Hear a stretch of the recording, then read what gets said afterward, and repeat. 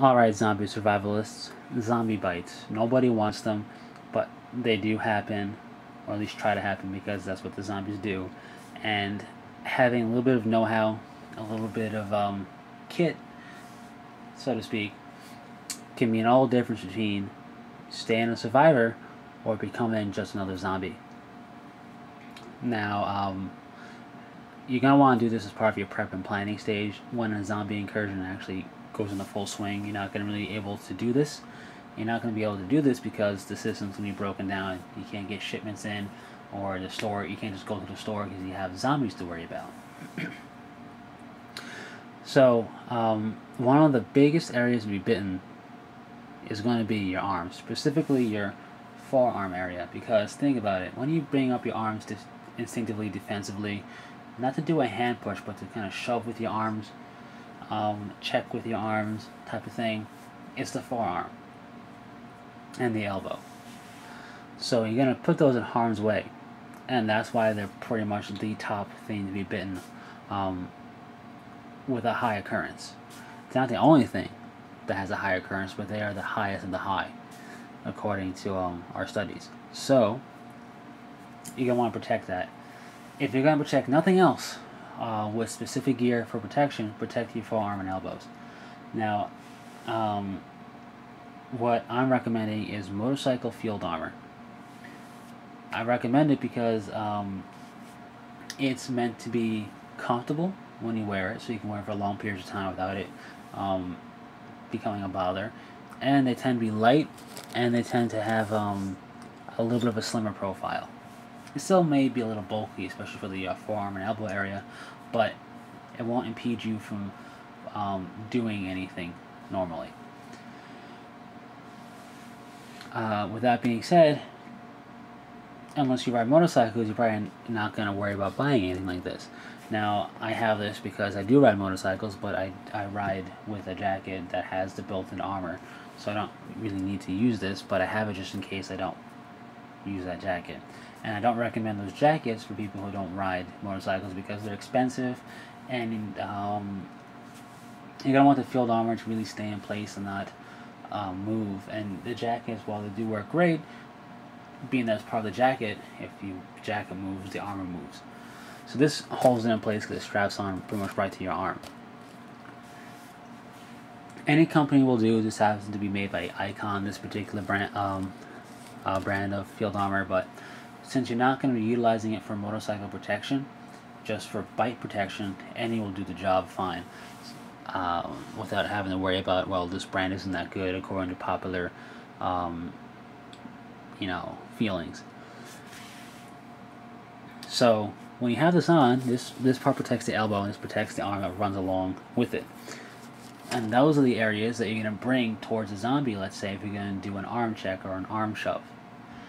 And probably the areas you're going to bring up instinctively if they go to bite. And while a heavy jacket can do the job, this is going to be a sure thing. Zombies going to go for a bite, they won't be able to get their mouth around it, their teeth won't be able to really grab on and try and crush through, and they won't just have the strength to do it. They won't be able to bite you. Which means you can do a shove or whatever and get out of there, or gain the upper hand to take the zombie out. You can also utilize this to your advantage by presenting this.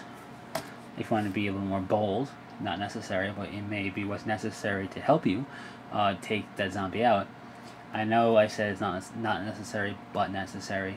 It's something you don't want to have to do, but if you do it, you're going to want to do it confidently, knowing the gear you have will protect you for doing it, and that is putting your arm in the zombie's mouth type of thing, putting this into his face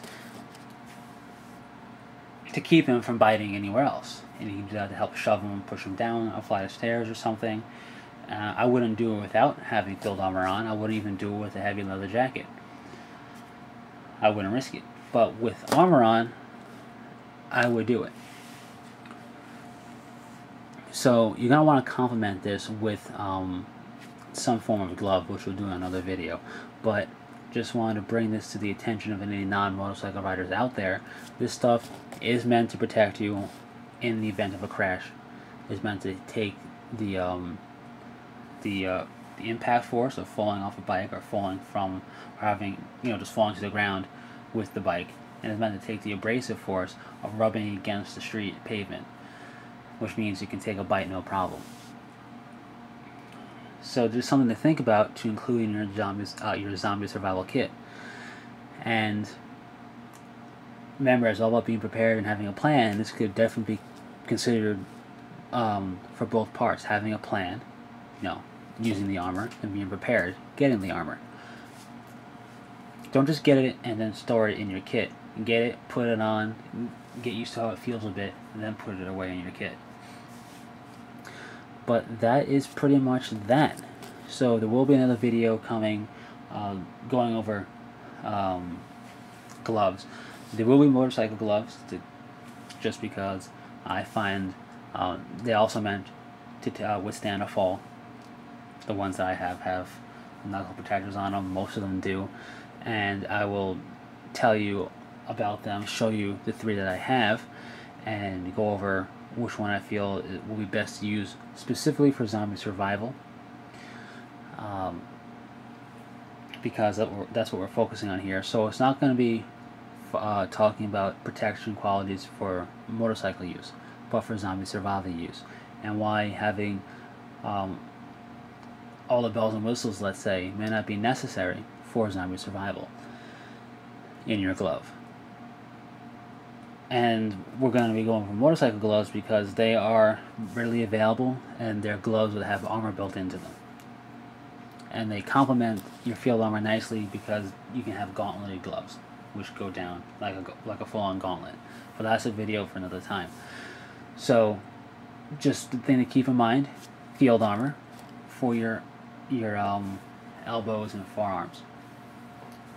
I will say, if you're worried about your lower leg, your shin and calf area, high riding boots will work for that, and that'll be another video for the future for the Z.E.D. But remember, the biggest part of a zombie survival training is being prepared and having a plan. So be prepared, have a plan, and stay safe. Take care.